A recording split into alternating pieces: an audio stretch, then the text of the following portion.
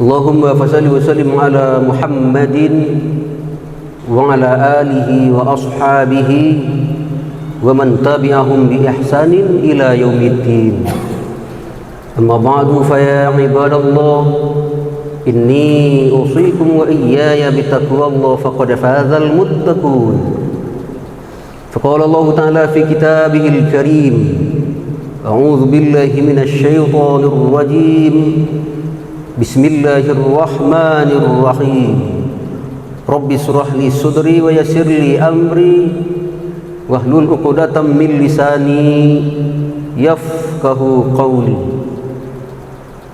Faqala ta'ala aidan fi suratin ukhra, ya ayyuhalladzina amanu taqullaha wa qulu qawlan sadida.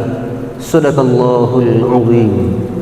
Alhamdulillah, kembali kita bersyukur memuji Allah atas nikmat, rahmat, hidayah yang hingga saat ini masih Allah anugerahkan kepada kita semua, sehingga dengan sebab itu ringanlah langkah kaki kita menuju Masjid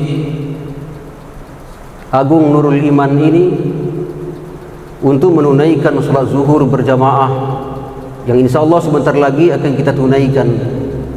Semoga ibadah salat zuhur yang sedang akan kita laksanakan ini menjadi salat zuhur yang paling terbaik di antara salat zuhur yang sudah pernah kita lakukan selama hayat ini.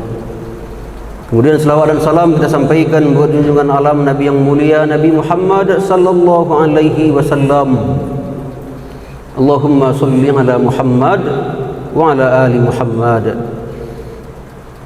Kaum muslimin jamaah salat zuhur Masjid Agung Nurul Iman yang dimuliakan Allah Subhanahu wa taala. Satu kali seorang budak dipanggil oleh majikannya,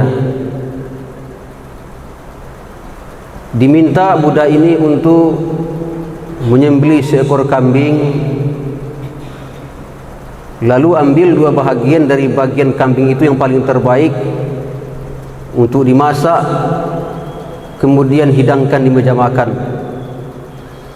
Maka datanglah sang budak ini menghadap majikannya itu sesuai dengan perintah majikan. Maka berangkatlah sang budak ini ke kandang kambing, disembelihlah kambing, kemudian sesuai perintah tuannya ambil dua bahagian dari kambing itu yang paling baik, lalu masak enak-enak, hidangkan nanti di meja makan. Sesuai dengan perintah dilaksanakan. Maka setelah selesai pekerjaan itu, setelah selesai dia memasak, maka dihidangkan di meja makan. Lalu dipanggillah majikannya itu untuk santap makan. Betapa enaknya masakan itu sampai habislah masakan itu tanpa bersisa. Kemudian hari berikutnya dipanggil lagi budak ini oleh majikannya, diminta lagi untuk menyembelih seekor kambing, lalu masak enak-enak. Tapi yang dimasak hari yang kedua ini berbeda dengan hari yang pertama. Hari ini tuannya, majikannya memerintahkan kepada pembantu ini untuk mengambil dua bahagian dari kambing itu, tapi yang paling jelek dari kambing itu yang dimasak. Maka sesuai dengan perintah tuannya, majikannya, dilaksanakanlah oleh majikan ini. Habis dimasak, dihidangkan di meja makan. Lalu dipanggillah majikan itu untuk santap makan. Begitu dibuka oleh majikan itu makanan, terkejutlah majikan itu. Apa yang membuat dia terkejut? Ternyata yang dimasak oleh pembantu ini persis sama dengan yang dimasak dengan hari yang pertama. Lalu dipanggillah pembantu ini oleh tuannya, oleh majikannya. Ditanyakan kepada pembantu ini, wahai pembantuku, mengapa engkau memasak sama dengan hari yang pertama yang engkau masak? Apakah engkau tidak paham dengan perintahku? Apa jawaban pembantu ini? Wahai tuan, bukan aku tidak paham dengan apa yang engkau perintahkan kepada aku, tapi aku telah melaksanakan sesungguhnya apa yang sudah engkau perintahkan kepada aku. Lalu mengapa engkau memasak sama persis dengan hari yang pertama yang engkau masak, lidah dan hati. Apa jawaban pembantu ini? Wahai tuan majikan, kenapa aku memasak sama dengan hari yang pertama? Ternyata wahai tuanku, wahai majikanku, yang paling baik dalam jasad ini adalah hati dan lidah. Maka itulah yang paling terbaik dalam jasad kita ini, wahai tuan. Andaikan hati baik, lidah baik, lisan ini baik, maka yang tampil akan yang baik-baik, wahai tuan. Dan tidak ada juga yang paling buruk pada jasad ini selain dari lidah dan hati ini juga, wahai tuan. Itulah sebabnya aku memasak sama dengan hari yang pertama itu yang aku masak, lidah dan hati. Maka kalau hati ini baik, baik semuanya. Kalau lisan baik, baik semuanya. Tapi kalau lidah dan hati ini jahat, maka jahatlah semuanya. Masyarul muslimin jemaah salat zuhur yang dimuliakan Allah Subhanahu wa taala.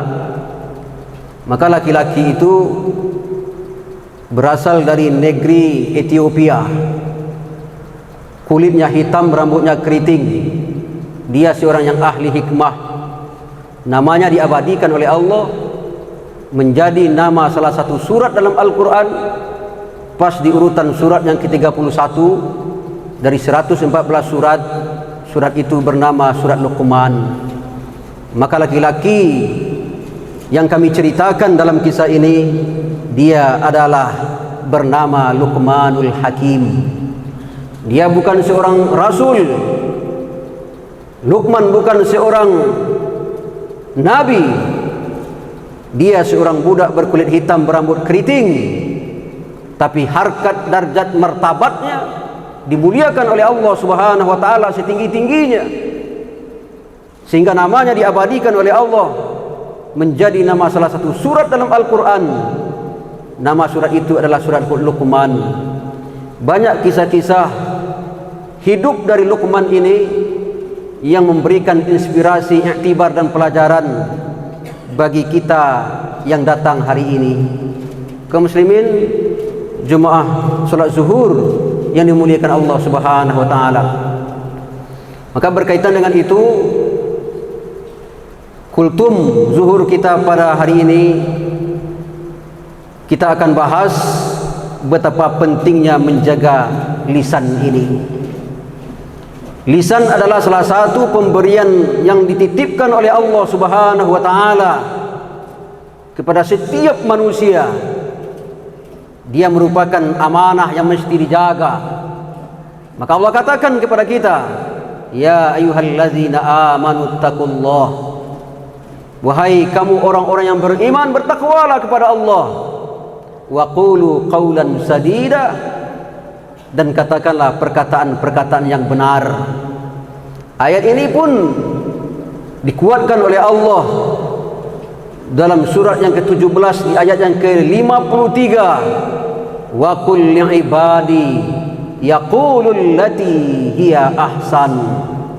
Katakanlah kepada hambaku, hendaklah mereka berkata, kalau mereka akan berkata-kata, kalau mereka akan bicara, maka berbicaralah dengan pembicaraan yang paling terbaik. Inna syaitana yanzagu bainahum, inna syaitana kana lil insani aduwwan mubina. Kaum muslimin jemaah salat zuhur yang dimuliakan Allah Subhanahu wa taala. Maka berkaitan dengan penjagaan lisan ini, Nabi SAW memberikan amanah kepada kita. Man kana yu'minu billahi wal yaumil akhir falyaqul khairan aw liyasmut.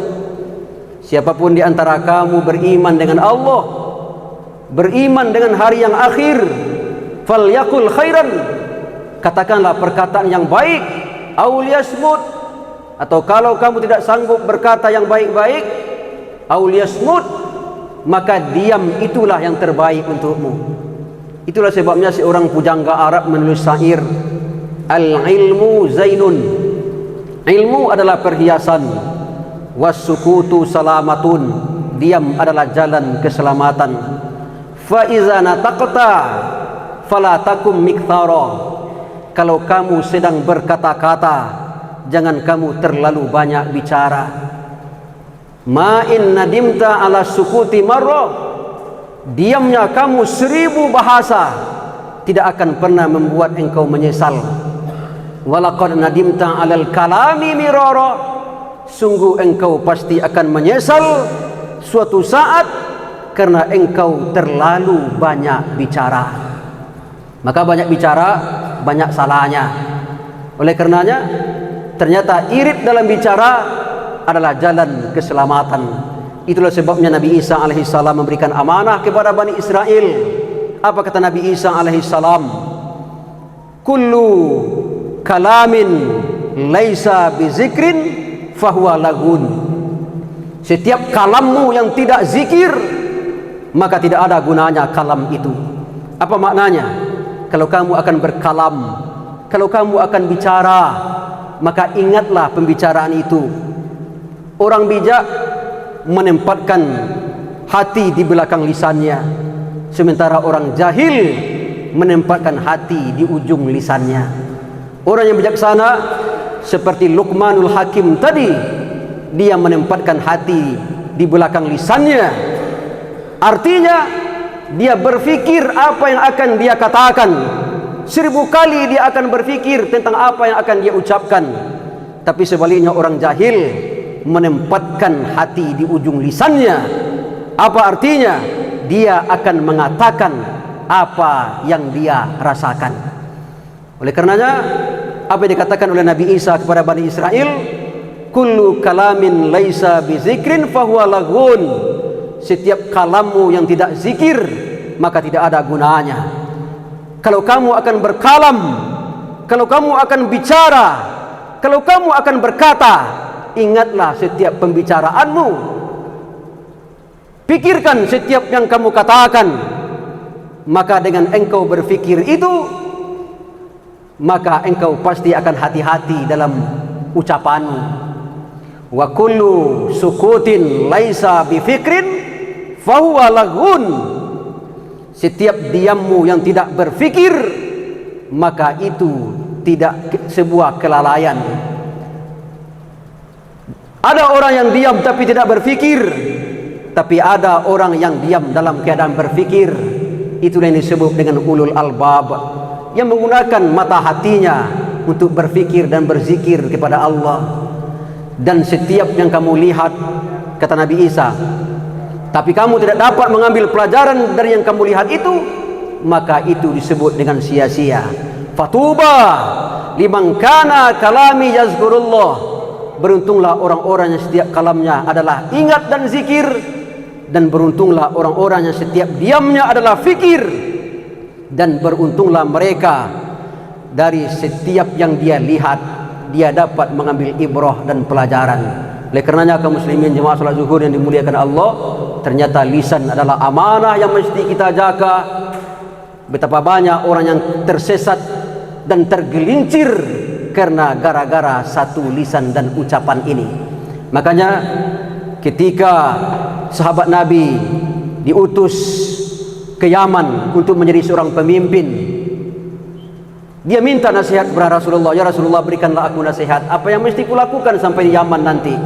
Nabi menunjuk kepada lisannya. Lalu dia bertanya, ya Rasulullah, berikan amanah kepada aku. Dia tunjuk lisannya. Apa kata Nabi? Celakalah orang. Betapa banyak manusia ini nanti masuk neraka jahanam, illa asaidal alsinatihim, karena mereka tidak dapat menjaga lisannya. Semoga kita yang hadir ini tetap dapat hati-hati dengan segala ucapan dan lisan kita, karena setiap perkataan ucapan lisan ini semuanya akan diminta pertanggungjawabannya nanti di hadapan Allah Subhanahu wa taala. Semoga bermanfaat. Fa'tabiru ya ulil absar la'allakum turhamun. Assalamualaikum warahmatullahi wabarakatuh.